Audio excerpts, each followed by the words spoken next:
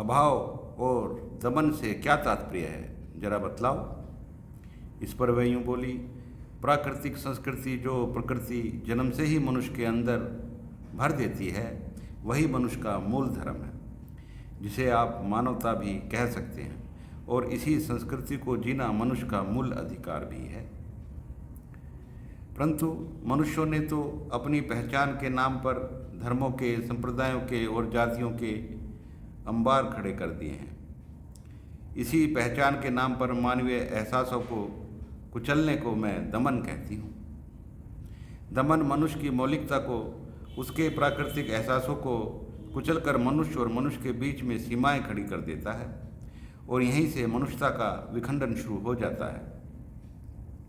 और अभाव के विषय में तो यह है कि अभाव कभी प्राकृतिक नहीं होता। अभाव मनुष्य के द्वारा पैदा किया जाता है।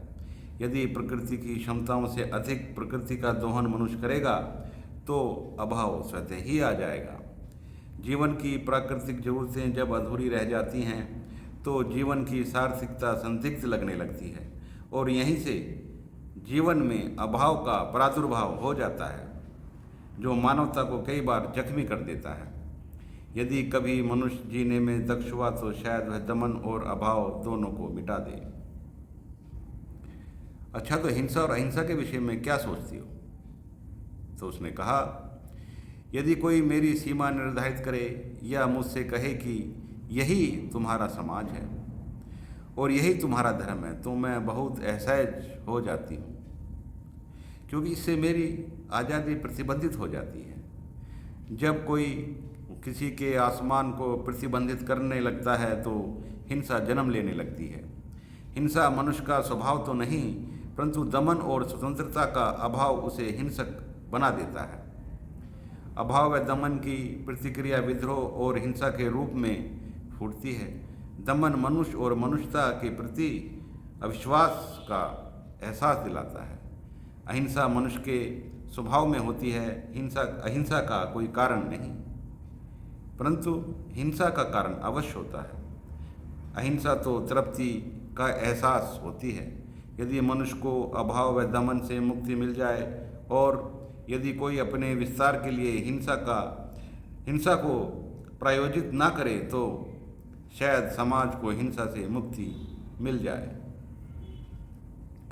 तो प्रेम के विषय में क्या कहती हो? तो वह यूँ बोली, जो आवश्यकताएं अंदर से आती हैं वे मानवता का प्रतिनिधित्व करती हैं, और उनको तृप्त करने का मनुष्य को पूर्ण अधिकार होता है, और उन्हीं को तृप्त करने के लिए मनुष्य साधनों की तलाश करता है। प्रेम एक ऐसी सहज अनुभूति है जो समय, उम्र, मर्यादाएं, संपन्नता, गरीबी और जाति नहीं देखती, परंतु आज प्रेमी प्रेम की सहज अनुभूति की तरह सहज नहीं, क्योंकि आज प्रेमी विचार और मानवता से पहले अमीरी, गरीबी, जाति और धर्म देखता है। प्रकृति ने अपना साथी चुनने का विशेषाधिकार प्रत्येक प्राणी को दिया है, परंतु मानवों ने स्वयं को फिरकापरस्ती के अहंकार के कारण इस अधिकार से वंचित कर लिया है। स्वेच्छा से अपने प्रेमी का चुनाव करना इस समाज में किसी के लिए लाभ का सौदा नहीं हो सकता, क्योंकि घर से लेकर समाज और धर्म के ठेकेदारों तक कोई भी शांति से जीने नहीं देगा। जहाँ जिंदगी कटघरों में कैद हो जाती है, वहाँ प्रेम और स्वतंत्रता की बातें करना जीवन को संकट में डालने के अतिरिक्त कुछ नहीं।